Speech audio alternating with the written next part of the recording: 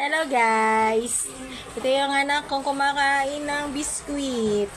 Inuubos nila yung biskuit nila. Ayan o. Tapos nagtimpla pa ng gatas. Ayan.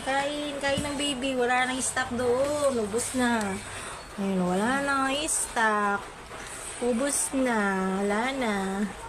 Unti na lang. Unti. Ubos na.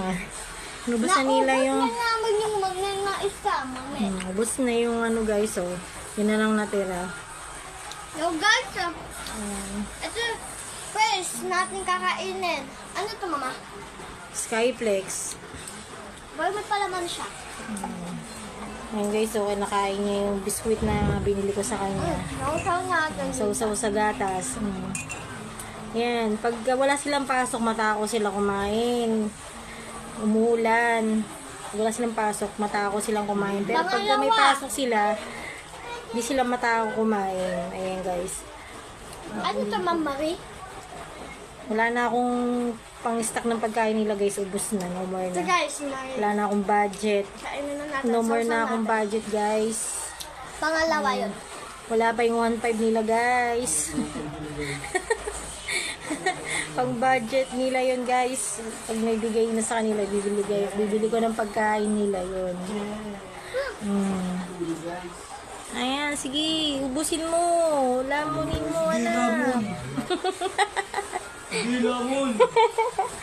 Sige, lamon anak. Magpataba ka anak. Ayan. Ito. Sunod. Ayan, ubusin mo. Wala ka na kakainin. Wala ka nang, wala na akong pambili ng biskuit nyo. Wala na akong pambili ng gatas nyo. Ayan. Pangapag. Ayan. Ubus na. Wala nang yung wala na.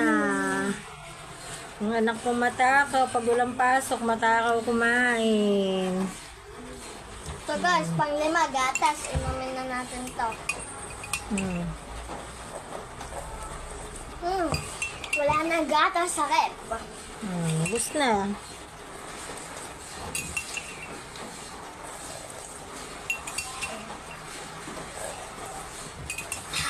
Yan guys, yung anak ko bunso. Yan. Last one. To, orange. Orange. Kita niya, orange.